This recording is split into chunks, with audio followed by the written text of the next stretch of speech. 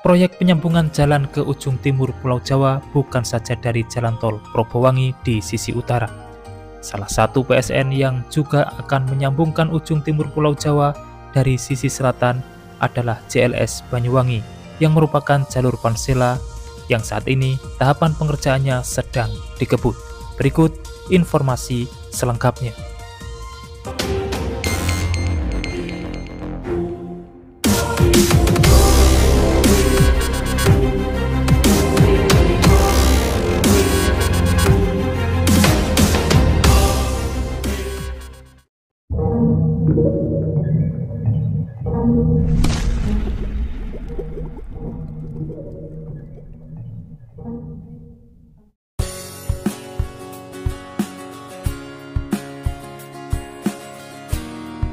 Pembangunan jalan lintas selatan yang berada di wilayah Banyuwangi diperkirakan kembali dilanjutkan pada tahun 2026 mendatang.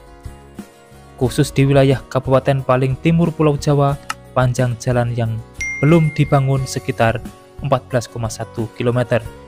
JLS merupakan salah satu pembangunan infrastruktur jalan yang termasuk dalam program strategis nasional.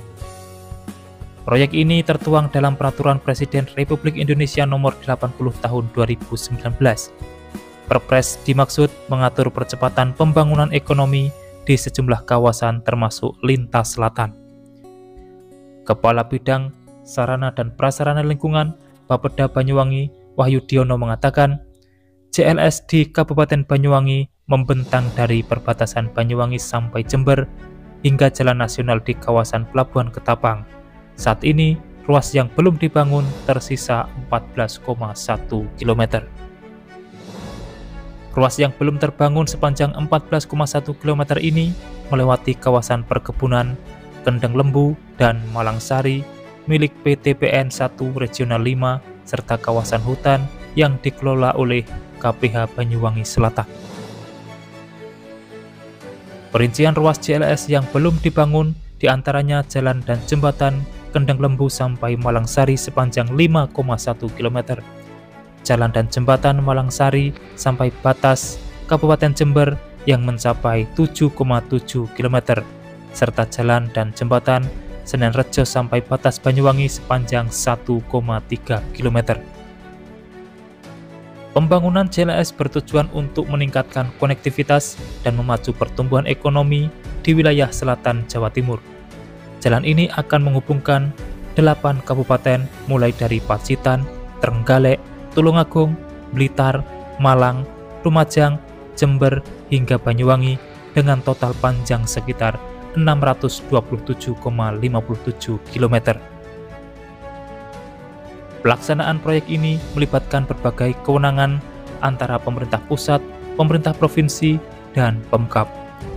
Tahapan pembangunan mencangkup perencanaan, perizinan, penetapan lokasi, pembebasan lahan, hingga konstruksi dan alokasi pembiayaan. Pemkab sendiri dalam pembangunan JLS hanya memiliki kewenangan dalam proses perizinan untuk trase jalan yang melewati kawasan Banyuwangi. Untuk pembangunan di kawasan hutan, pedoman yang digunakan adalah Peraturan Menteri Lingkungan Hidup dan Kehutanan Nomor 7 Tahun 2021. Sementara itu, untuk kawasan perkebunan, aturan yang berlaku adalah Undang-Undang Nomor 2 Tahun 2012 tentang pengadaan tanah untuk kepentingan umum dan Peraturan Pemerintah Nomor 19 Tahun 2021. Pembangunan proyek untuk Jalan Pansela baru bisa dimulai setelah semua tahapan perizinan ini selesai. Diperkirakan pembangunan konstruksi kembali akan dimulai tahun 2026. Wahyu menjelaskan bahwa Pemkab Banyuwangi tidak memiliki kewenangan untuk pembangunan konstruksi JLS. Tugasnya adalah membantu mempercepat proses perizinan agar konstruksi bisa segera terlaksana. Sementara itu, sebanyak kurang lebih 47,1 miliar dari anggaran pendapatan dan belanja negara digelontorkan untuk pembebasan lahan dan konstruksi JLS Banyuwangi yang masuk kawasan perkebunan Kendeng Lembu dan Malangsari milik PT PN 1 Regional 5. Diketahui total panjang JLS Pansela di Banyuwangi sekitar 99,18 km. Ruas jalan tersebut membentang dari batas wilayah Banyuwangi di Kecamatan Kalibaru hingga Jalan Nasional di Pelabuhan Ketapang. Namun masih ada sekitar 14,1 km trase jalan yang belum terbangun untuk menembus Kabupaten Jember. Trase jalan yang melintasi lahan perkebunan, pembiayaan pengadaan tanah dan konstruksi sepenuhnya dialokasikan melalui dana APBN. Proyek ini akan dilaksanakan oleh Balai Pelaksana Jalan Nasional Wilayah 1 dengan panjang trase 7,83 km dan luas area mencapai 39,97 hektar. Estimasi biaya untuk proyek ini kurang lebih 47,1 miliar. Untuk yang masuk kawasan hutan, tidak diperlukan pengadaan lahan seperti di perkebunan, tapi menggunakan mekanisme persetujuan penggunaan kawasan hutan dari Kementerian Lingkungan Hidup dan Kehutanan.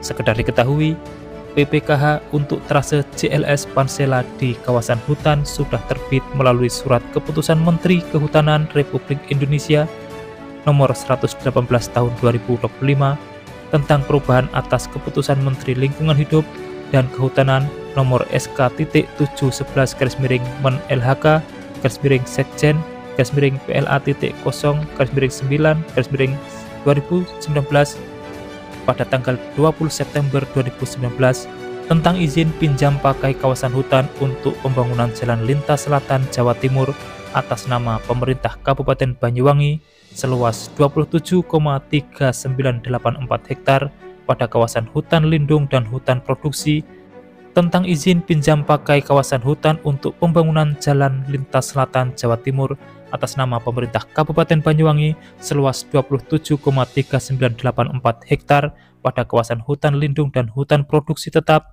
di Kabupaten Banyuwangi, Provinsi Jawa Timur.